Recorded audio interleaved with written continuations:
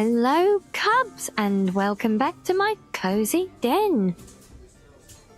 We're still here in the retching netch on the island of Solstheim. Since after our last little exploration of some Morrowind events, I thought it would be a nice idea for us to delve a bit more deeply into the great houses of Morrowind, in which we have a description of the 5 great houses. In modern times, Morrowind is ruled by 5 great houses: House Hlaalu, House Redoran, House Telvanni, House Indoril, and House Dress. Only 3 of these houses have interests in Vvardenfell.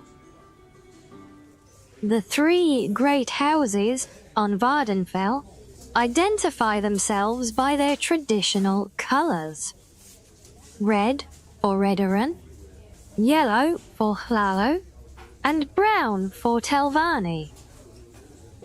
Thus, members of House Hlaalu may be referred to collectively as Yellows. The Great House's traditions derive from ancient Dunmer clans and tribes, but now function as political parties. Dunmer Great House membership is largely a matter of birth and marriage, but imperial colonists may also become retainers of a great house, or may be adopted into a great house. Initially, an outlander may gain status in a house as an oath-bonded hireling, pledging exclusive loyalty to a single house and forsaking ambitions with all other houses. Later, after faithful service and advancement in lower ranks, an outlander may seek adoption into a great house. Adoption and advancement to higher ranks in a great house requires that a great house councillor stand as sponsor for the candidate's character and loyalty. Finding a councillor to sponsor an outlander often involves performing a great service for the prospective sponsor. House Redoran is one of the 3 Dunmer great houses with holdings in Vvardenfell. The Redoran prize the virtues of duty, gravity, and piety. Duty is to one's own honour, and to one's family and clan. Gravity is the essential seriousness of life. Life is hard, and events must be judged, endured, and reflected upon with due care and earnestness.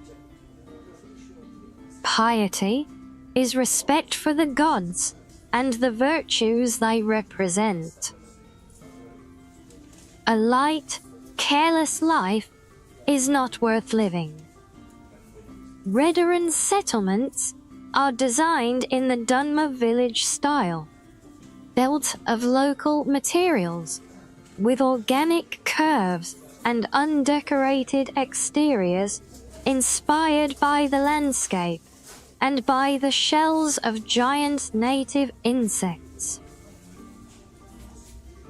Redoran villages are typically centered on a temple compounds and their courtyards, with huts and trade houses gathered around a central plaza. As in the West Gash village of Gnisis, Old Run, the Redoran district seat, is exceptional, with its distinctive feature being the colossal prehistoric bug shell that has been adapted as the house's council house. As a result of its close relationship with the imperial administration, House Hlalo has emerged as a politically and economically dominant among the great houses of Vardenfell and Morrowind. Hlalo welcomes imperial culture and law, imperial legions and bureaucracy, and imperial freedom of trade and religion. Hlalo still honors the old Dunmer ways, the ancestors, the temple, and the noble houses, but has readily adapted to the rapid pace of change and progress in the imperial provinces. Unlike the other great houses, which are largely hostile to non-Dunmer, House Hlalo aspires to live in peace and harmony with other races, and to share in the growth and prosperity of the Empire.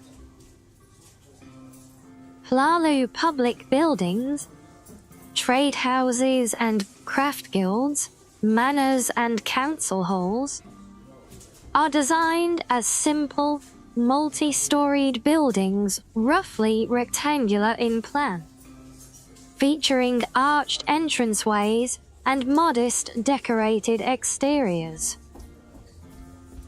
Most more modest one-story private dwellings follow the same plan, except with less decoration.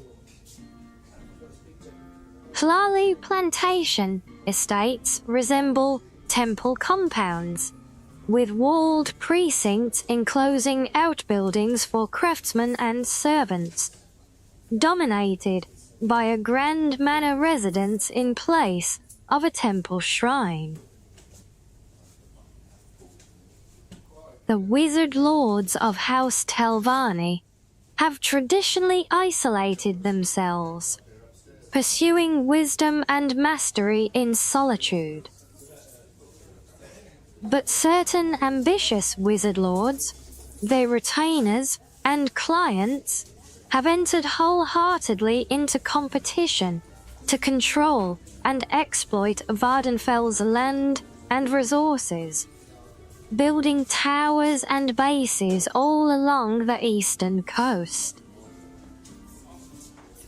According to Telvanni principles, the powerful define the standards of virtue, and the Telvanni are unwilling to allow the ambitious Hlalo to dominate Vardenfell's untapped resources by default. Telvanni architecture is dominated by the Wizard's Tower, a fantastic organic form grown and sculpted from stems, caps, and root-like holdfasts of the giant native mushrooms.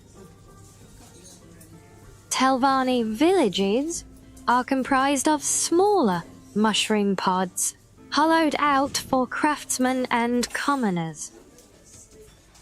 Open-air markets often include the giant cages displaying the wares of the slave masters. House Indaril and House Dress are the two great houses without holdings or interest in Vardenfell. Indaril district occupies the heartland of Morrowind, comprising the lands south of the Inner Sea and the eastern coast. The city of Almalexia is located in Indaril district, and the Indaril are orthodox and conservative supporters of the temple and temple authority. House Indaril is openly hostile to imperial culture and religion, and preserves many traditional Dunmer customs and practices in defiance of imperial law. Dress District is in the south of Morrowind, bordering the swamps and marshes of Black Marsh. House Dress is an agrarian agricultural society, and its large salt rice plantations rely completely on slave labor for their economic viability. Always firm temple supporters, House Dress is hostile to imperial law and culture, and in particular opposed to any attempts to limit the institution of slavery. Well, there you have it, Cubs. Hopefully some further insight into the wonderful world of Morrowind for you. As always, if you do have any suggestions or requests for what to read next, then let me know in the comments below. And don't forget to like and subscribe if you want to support this channel, as it really means a lot. Okay, until next time now, Cubs, stay cozy.